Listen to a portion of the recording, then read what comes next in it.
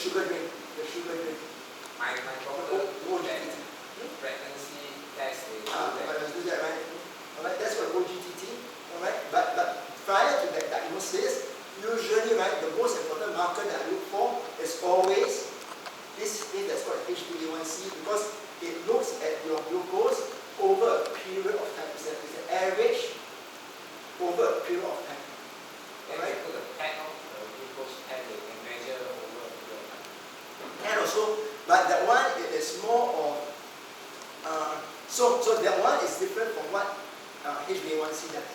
That one is more about daily how is your glucose spiking up and down, up and down, up and down. So it's a little bit different. Yeah? So every day poke No, one time. Every day one time poke. And No. then sweat blood. No, one time. HbA1c only one time. One time. Then how you measure for 3 months? No. The lab will do its own calculation, and then This type projection means. You must every day poke. No, Then you can plot 1 whole month. No. The lab has got its own mechanism based on their technology to do this HbA1c check. Over again, 3 months Yes. or 20 days. 3 months. But you say over period means what? Every week poke 1 time. No. Every month. You poke one time, but the report, the number they give you, it's the so-called glucose level over a period of 3 months. I don't understand how the poke 1 month. Actually, the body itself accumulate the average. So HbA1c after 3 months, it gives you a range, and that can tell you better than random blood sugar. Random blood One sugar. time, that's at that point in time, you get No. But the lab will average it out for you. Then How to it, average out? I don't understand. Poke 1 time. You don't understand now, I'll explain to you later. anyway, that one shows you are diabetic or not diabetic. So you have one blood test, fasting blood sugar, and then the other one is the HbA1c. These 2 tests will show you whether you are diabetic or not. Random blood sugar is not pakai lah. The other thing is GTT lah, glucose tolerance test. Then you drink That's the OGTT I was talking about. 1 cup of 50 grams of sugar. Then you take your blood 1 hour, 2 hours. So that is the diagnosis that will confirm whether or not you're diabetic or not. But is it true that after your makan, 2 hours, about 2 hours, about 3 hours later, it's more accurate? Yes. Again, we are doing testing using you are doing random blood glucose, right? By right, random blood glucose, it doesn't really matter at what time. But by right, it doesn't matter. If you want to play cheat and say, okay, I will only do my random blood glucose 2 hours later, you can also do that. But by right, random blood glucose really is random. Your body can actually, right, if it is healthy, even though you're spiking because of the food you're eating, right, it should be able to tolerate the level of glucose. Does it make sense? Does it make sense? Alright? Does it make sense?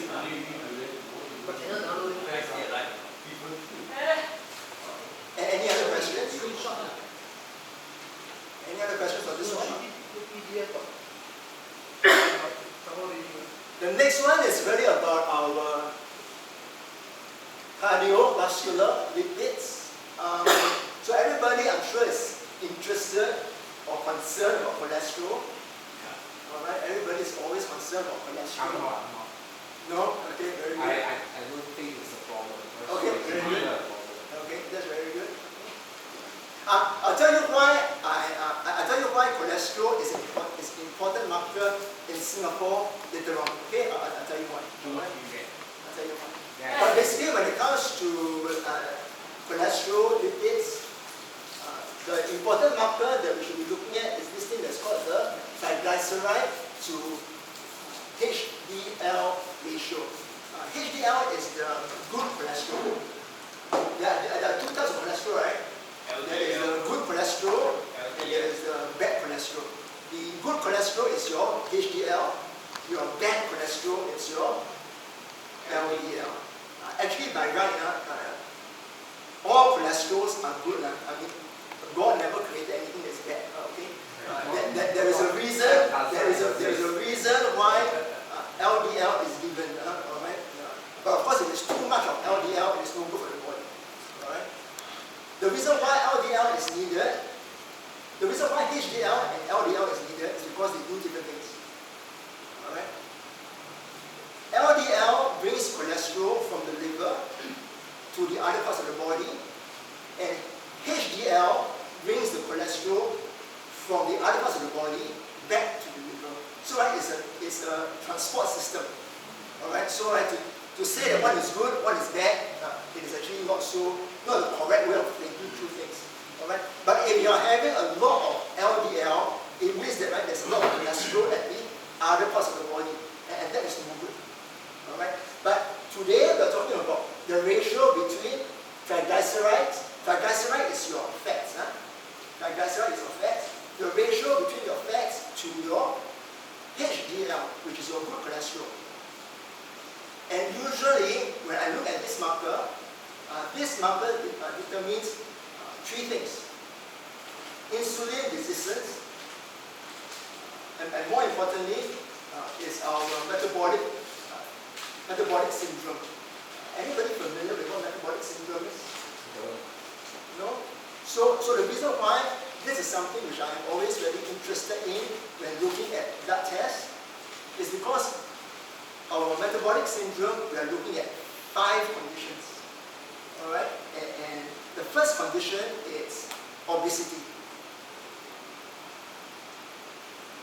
When it comes to obesity, how do we measure? What is the number that we should be looking for? What is it? 20? 24 inch. BMI is Oh, no, BMI. Is that talking about? it's talking about BMI. I'm not It's BMI. So when we talk about metabolic syndrome, the first number is always about obesity, and the number is talking about our waistline. Then for women now, No, they so- just chest line. No, waistline also. Waistline. They don't have what? About some ladies got everybody got waist one. But they accumulate the fat on the back side. But everybody got waist. Right? So the number is waist, right? And when it comes to Asians, alright, Asian, the number is 35.5. For ladies it's 15, it's 31.5. Alright, so for ladies it's a little bit smaller. For men it's a little bit wider. The number is 35.5. So anything that's more waistline, more than 35.5, actually you are classified as obese. What's that ratio? Huh? What's that ratio? There's no ratio, it's a number. You know, the inches are all. Inches, oh, sorry, yes, inches. Inches. Now people use cm, cm inches. already, right? Inches. Yeah, so right, if you want to convert, then you convert it accordingly. But I remember it to inches. Alright, I remember it to inches. If you want to convert to cm, I think it's 900 cm, if I am not wrong.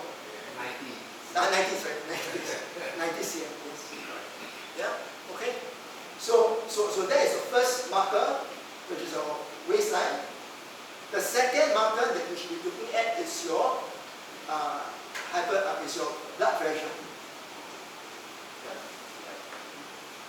The blood pressure, the highest level that you should be looking at is 135 to 85. In other words, anything that's above that, you are a little bit, when it comes to hypertension, a little bit of risk. 135. 135 over 85. Some people say there's 130 over 85. So I think the older you are, Yeah, so again, this is something that is very, very controversial. People say that as you become older, the numbers get bigger, which is correct. But like I said, right, if we keep going by that logic, then sometimes it is very hard for us to find out when is it to actually start to take action. Because I mean, then I'm 80 and I'm like 150 and 90. So you know what I mean? You don't know when to start to take action. For me, I would rather be conservative and take action even when the numbers are a little bit so-called conservative. If that makes sense? I mean, as a functional health consultant, this is what I usually advise my clients. How about the lower part of the lowest weight? Yeah, so the top number is 135. What about the top number is lower 80? Which is the major 80? 80 is it? The lowest 85. 85. I'm talking, what about 175? What happened the guy got 80 upon 60? Unperfect. So for the longest time, everybody is talking about 12080. It's the perfect number. Correct? When I was in medical school, everybody was talking about 12080, 12080, 12080. 120 initially. Yeah, correct. So initially, everybody was talking about 12080 as the perfect number. Right? Now what can you use that? There is a huge study by Japan, and they shifted the number to 13585. Yeah, they shifted. What happens if the person measure the blood pressure 90 upon 60? 90? 90 Oh, upon yeah. 60. Yeah, so like if it is 90 over 60, it is still okay. Anything that's beyond, like let's say 80 or like 50, no, it's probably too low. Which is more dangerous? High blood pressure or low blood pressure? High blood pressure is definitely more dangerous. Low blood pressure is very, less common. Really? Yeah. Yeah, you Low blood fainted. pressure is less common. You cross the road halfway, you fainted, then die faster. So like, I mean, for a medical condition, high blood pressure is more common than low blood pressure. Right? Since we're talking about numbers and we're talking about, Most of suffer high blood pressure. yeah. Since we're talking about this suffering, right? Who is suffering? What's suffering, right? Let's talk about numbers again. Is it too late? No. Okay. We finish the blood. Yeah, so the blood test, when is the optimum time to manage? Because you got more activity or less activity. Before sleep or after sleep or what? The reading the high blood pressure. Okay. So for blood pressure, you have a blood measurement at home. Yeah. Okay. So right, you take it every day, same time, at a Before place, at a time that you are comfortable with. So right, if you are comfortable doing it in the morning, so many people do it in the morning when they wake up. Some people are very comfortable doing it at night before they sleep. But always do it at the same time and the same place. So that you don't every day, one day in the morning, one day at night, the numbers are not so accurate. It should be at the same place, at the same, doing the same kind of activity. That is very accurate. before food, after food. Doesn't matter. Alright? Okay? Yes? Your blood pressure measure on left and right. Doesn't matter. Doesn't matter. Okay, so right, for Western medicine, we don't really bother. Yeah. For me, I usually measure on this side. Right side. Because, this is my left side, right? Yeah. On my left side, I don't do it on my right side because my right side is my stroke arm. So usually my stroke arm, I usually don't measure because the circulation is not so strong, right? So I mean, if you have a condition like mine, then maybe you should do it in a more optimal side, right? But otherwise, it really doesn't matter. Again, this is from Western medicine point of view. I think from the Eastern, from the TCM point of view, they have different philosophy. Different philosophy. Sorry, I heard that taking DQ of the leg is more accurate. Is it a leg? Taking? Leg. No, not more accurate. Leg, No. that's arm. The arm is still the most accurate. No, the leg. No, Lie no, down or sit up? Say again. Lie down, sit up. Any difference? Sit up. Again, if you are doing this on your own, right? As long as every day you're doing it the same manner, it doesn't matter. Again, the whole idea, right, is not. Okay, again, the philosophy here is not to find a measurement at one point in time. The idea is taking the measurement every day over a period of time to see what is your trend. You do get what I mean? So if every day, right, you're taking it at line and weight, and you're every day 120, 80, every day 180, 20, then that's good. You get what I mean? Yeah. Of course, right, if right, you are those that the minute you wake up, you feel a bit giddy, that kind of thing, then there is a I would suggest to take it 2 blood pressure, one when you're sleeping and one when you're sitting up, just to see whether or not the reason why you are thinking same thing is because when there is really a drop in or a rise in your blood pressure. Yeah, correct. And then right, if there is really a drop, then like you find out what is the reason. Alright? If you take the BP and then you find that it's a little bit high, you are not happy about it, so you take a second time, and maybe lower. Now, do you Second time you draw. Yeah. So my advice is don't take it, but don't register it. In other words, register what you just registered, even if it's high. Even if it's high, just register it. Because right, you are going to register another recording tomorrow. Because remember I said, the whole idea is to train it over a period of time daily. Alright, it's not to try and cheat yourself and say that no, I'm trying to make sure that find a number that is the best number for me. We are not trying to do that. We are trying to do a strategy whereby we try and see a trend and see whether or not this number is it consistently high, consistently low. What is the story? And then from that story, we can then ask the doctor or say my opinion as to what is it that you need to do for your body. Does that make sense? You hold your breath, you will drop a bit. Yeah, you will get So the function of the what's your arm also affect the sitting. Yeah. So usually don't press it too high, don't release it too soft. Just do it in a way comfortably. I think that's more important. Do it comfortably. Alright, do it comfortably. Okay. This is the blood pressure. What else I was talking about? So that's blood pressure. Then about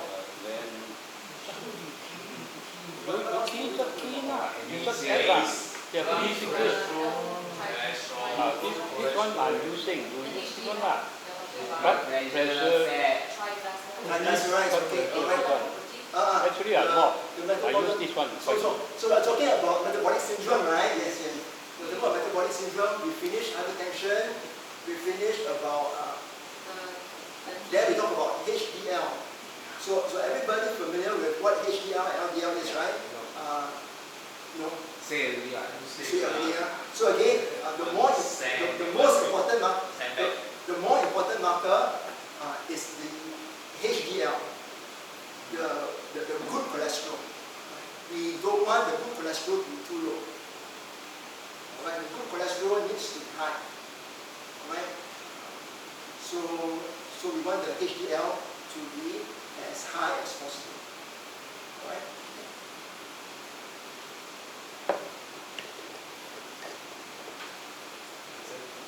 And then MCV is your mean corpuscular, which is your blood vessel volume. Alright? MCV is basically, when you take a blood test, they will always look at your MCV. And this MCV, if it is too low, it means that there is a risk of anemia. Alright? And sometimes when it comes to people of mature age, you don't want to have too low this number. Alright? Because you want to have enough blood cells, red blood cells, to pump around the body. If it is too high, MCV, mean corpuscular volume, your red blood cell, if it's too big, it's also a problem because it means you may be deficient when it comes to things like your vitamin 12, vitamin B12, vitamin B9, right, which are all needed for building up of your red blood cells. These are all things that's important. Superman. B12 or B12 is important. very common. Very common, is it? I see Yeah. So vitamin B12 is vitamin B by itself. So vitamin B has got many types. There's a vitamin B1, vitamin B1, vitamin B2, vitamin B4, many types. Yellow color. It's yellow color. So different, Look at this.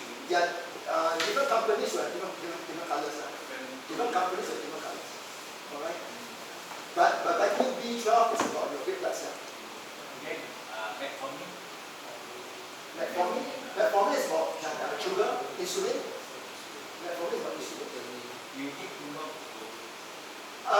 Actually, study has shown that metformin actually is very good for your body. What you take? Again, this is very okay. So again, the reason why you are taking metformin is because you are diabetic, right? Now that it's so again, this is something that is very interesting. Many people think and say that once you are diabetic forever. Okay? I personally don't agree with the philosophy. And I think more and more doctors nowadays, the younger ones especially, are also starting to realize that a lot of all these diseases, metabolic diseases, are not a life sentence. In other words, because it's a metabolic disease, you can do something about your body to change your metabolism. So I am those kind of doctors that don't necessarily believe that just because you are diagnosed with diabetes, you will be diabetic for the rest of your life. As long as you can change your lifestyle, and the important thing is to change your lifestyle, have a strategy, you can change and break your diabetic medicine. That is possible. But a lot of people, and I know a lot of my doctor friends, healthy, but they take metformin. Because metformin is actually a very healthy drug. It actually promotes and make your cell healthier. So that's another thing altogether. Alright? But metformin as a drug, it doesn't mean that you have to take it forever. I noticed all my friends, they just take metformin. Yeah, so metformin, when it comes to diabetic, the first drug that everybody uses is metformin. Worldwide. Metformin is a prescription drug, so we can't lay hand on it. Yeah, correct. Yes. Yeah. Although, if you are interested, I do have, not a drug, I have a supplement that works like metformin. Right? So it is not metformin the medicine. So I am not prescribing that medicine. But I have a supplement that works like a metformin. Do you understand what? So again, I'm not prescribing that medicine. I'm offering you a choice, a supplement that works like that. So, any other question? Okay. I learned everything, all the it's all very common thing. Very common. Right? So I will talk about that later. Alright. So remind me about that. Those things. Alright. We will be talking about that. Liver markers are very important. EGFR is basically your about your kidney, how healthy your kidney is. How you know how Anything that is above 90, the number has to be above 90. Medically, the doctor would say anything that is above 60 is good. But for me, as a functional health consultant, the number that I'm always looking at is 90. If it is about 80, 70, sometimes the doctors say that it's okay, but for me, I will try and in a way help an individual and optimize, make that body, make that number a bit healthier. Yeah, okay. What's your number from say 70 to 90? So a lot of times, a lot of things is really about the unit, the achievement. So a lot of things is about the food that you're eating, the lifestyle, right? And if it doesn't work, then of course again, like I said, the supplements that I have sometimes will help. Right? Again, if you usually if it is 60 and below, the doctors will come in and will ask you to prescribe taking medicine or the unit. Any other questions? Yeah, maybe you go to Hari. Okay, sure. This one, I think I just skip this. I think most important is that people our age, very important is everybody needs to have your vitamin D. Vitamin D is for our bones. Under the sun. Vitamin D3, particularly vitamin D3. Alright. This is a supplement that is for our bones. Alright. Okay. In Singapore in particular, a lot of times our bone density is actually very low. Alright. Very low. So vitamin D is a good supplement to have. And then gut health. The other thing, so other than the blood test that I do for my client, the blood screen, I will then do the gut screen. So the gut screen is using a stool sample, and from the stool sample I will then check the gut. And the gut is not to look at blood, but the gut screen is to look at the bacteria that is in our gut. How many bacteria are there in our gut? Any guess? Million. How many? Millions. Millions. How many millions? So many like Singapore population. Singapore population is 8 million so far, right? 6 million. So 6 million, huh? Any more? More than that, I thought. More than that? How much? Any? 15 million. 15 million, okay, alright. Any other number? 15 million. 15 million. 15 million. 15 million, alright. Any more? 1 billion. 1 billion. 1 billion, very good. Shocking. 1 million. Shocking. 14. So what is the I'm guessing. I want you to give a number. Just like 40 lah.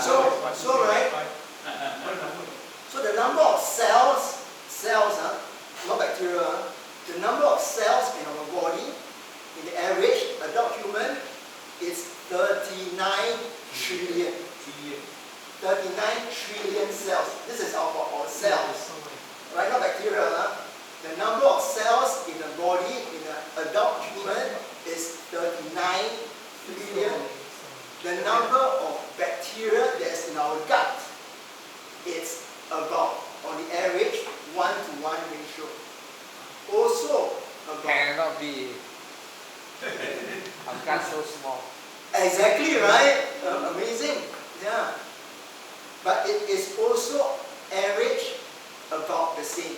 In fact, some people even say it may be even more. But like I said, I would suggest that it is more 1-to-1 ratio. Alright? And this is why when we talk about our gut, it is very important how healthy your gut is. Because how healthy your gut is directly proportionally related to how healthy your body is. If your gut is not healthy, your body will not be healthy. Basic gut. when we talk about the gut in particular, we are talking about the large intestine. 80% of our gut is in the large intestine. Sorry. Again, 80% of our gut is in our small intestine, and then 20% is in our large intestine.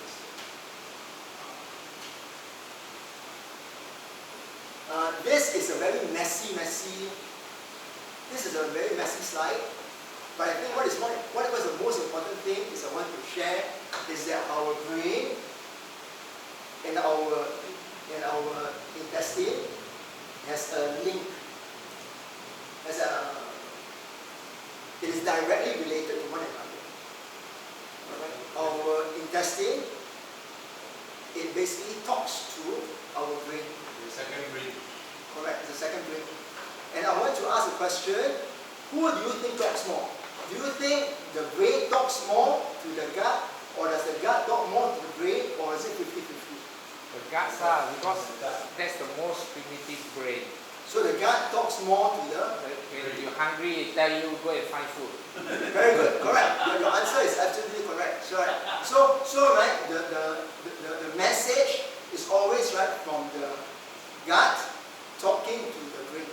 Yeah. Alright, 90% of the messaging is always from our gut to the brain. So right, the minute your gut feels bad, right, things like that, right, your brain, right, will always trigger, and in a way you always feel something. Right?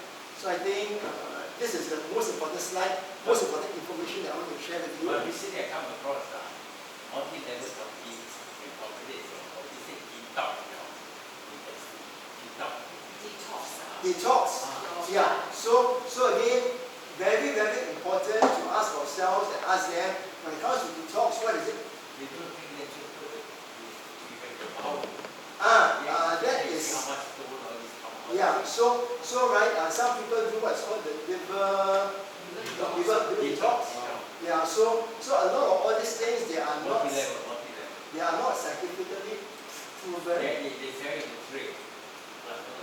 Yeah. So a lot of this right now is not scientifically proven yet. But is in the market with one multi-level. Yeah. Multi-level. But like I said, I mean, if you believe in it, then go ahead. But like I said, I wouldn't prescribe it. I wouldn't prescribe it for my clients. Alright? I came across that the new instrument, they put it deep into the energy. Correct. That's a liver enema. Waste money lah, that's waste money. That's the coffee enema. That's just wasting it. So the next one, when it comes to the gut microbiome, is really about our immunity as well as metabolism. Alright? Immunity and our metabolism. Our gut directly connected to how healthy we are. Alright? How healthy we are.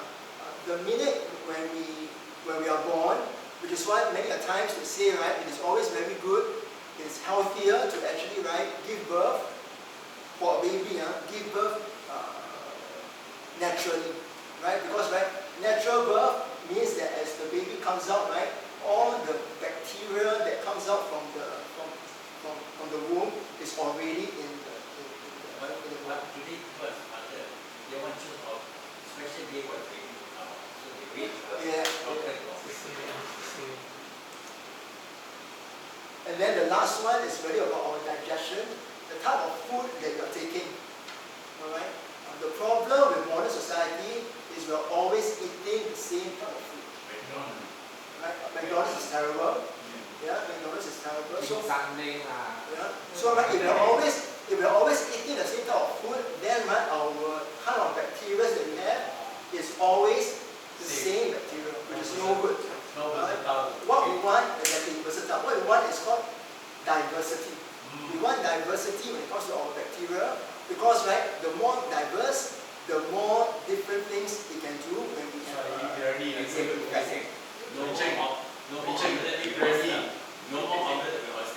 Yeah, so the minute there is diversity in your gut, the more possibility for you to react and fight against certain diseases.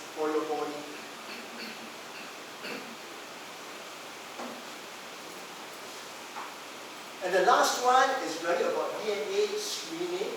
And DNA screening that I do is not just about the cancer markers, alright, but it is my DNA screen has got altogether about 300 pages of data, and it goes through chronic diseases, cancer markers of course.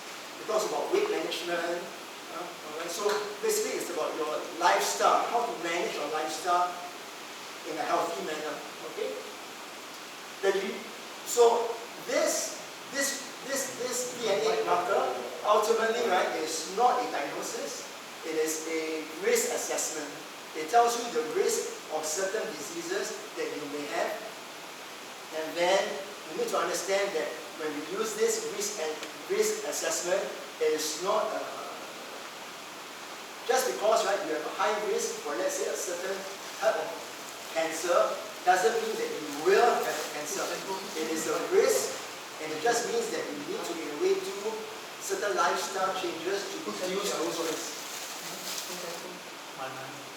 And so these are some of the things that we will go through for the assessment. I will just, so again, I say altogether 300 over pages of assessment. And the last part, briefly, is just the supplements that I then use.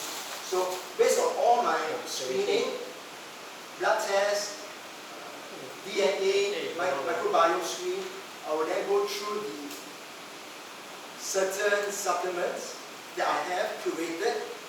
I don't sell the supplements from a particular brand. It is from all over the place, worldwide. And I just want to talk about three supplements that I do, which is very, very popular. And the first one is, I think, what somebody wanted to talk about, which was cholesterol. So when it comes to cholesterol, what is do you all think cholesterol is a problem in Singapore? My theory is cholesterol is never a problem. No problem for you, very good. Over here in this room, anybody here has got cholesterol issues? No one? I don't have. Very good, eh? Just walk under the sun, cholesterol will disappear. Very good, eh? So none of you here got cholesterol issues? Just under the sun. Oh, very good. So in Singapore, 1 out of 3 high cholesterol. You must come here and examine. So right, that means that in this room, Never check. never Never check.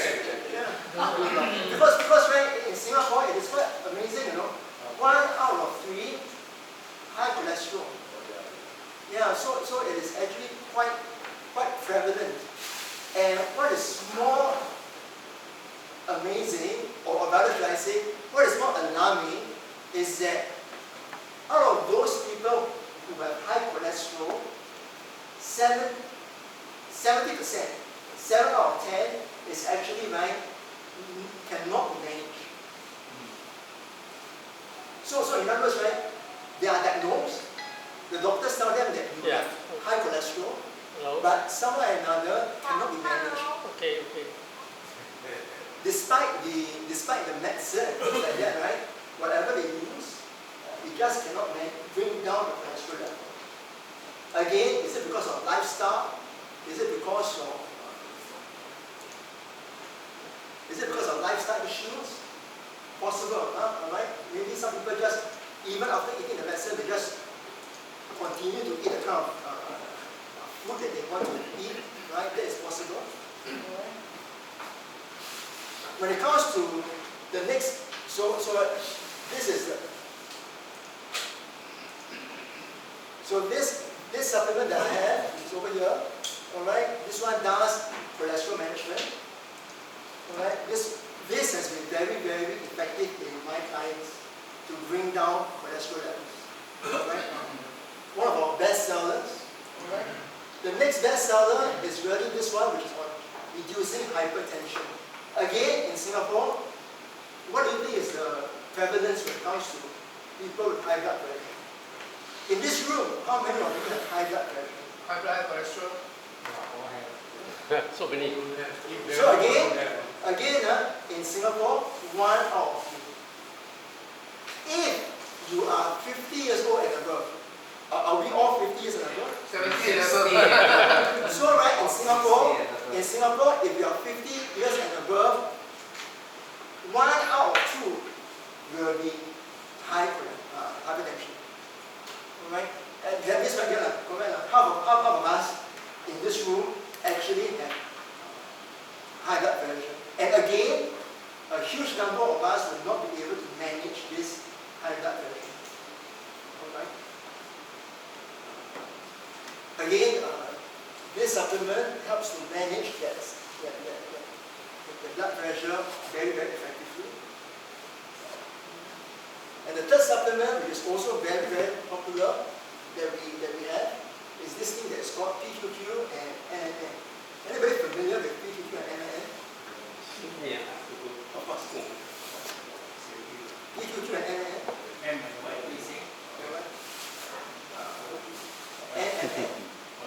M&M is a chocolate.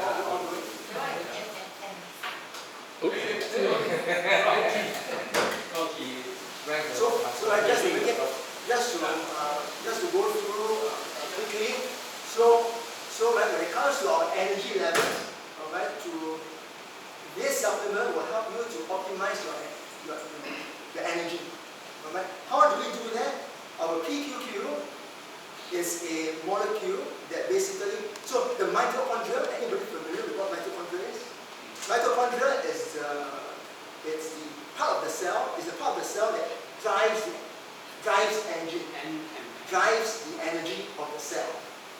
Mitochondria is the so-called the small little thing that drives the energy in our cell. Alright? PQQ